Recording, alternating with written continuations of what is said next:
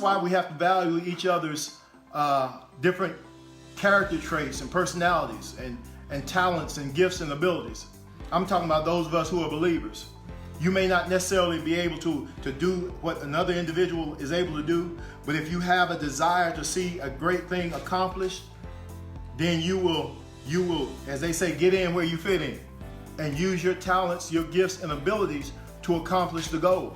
And you're not to try to undermine the main objective of the group. And so, and as I say that, when you're working with an individual or working with a group of individuals, you got to try to understand possibly where they come from. It says 2 are better than 1, for they have a good reward for their labor. And so these group of individuals must be able to work together to again desire a greater outcome without undermining or impacting the movement or the group negatively. When Jesus brought the disciples together, you have different personalities. Peter was a hothead. It seems that John was more loving, being able to demonstrate more love. Now, all these different personalities had to be able to work together to accomplish the mission that Jesus had preparing them for.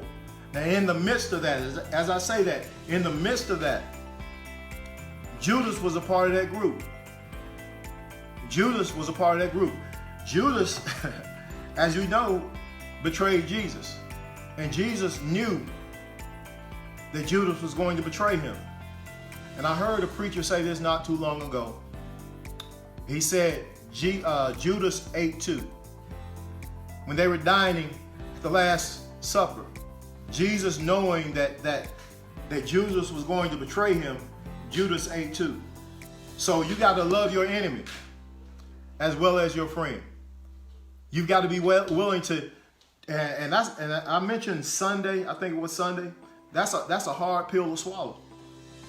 When you've got to love the people who you know are trying to undermine you, who you know are trying to prevent you from doing what God has called you to do. You got to love them still. You don't repay them the way they repay you.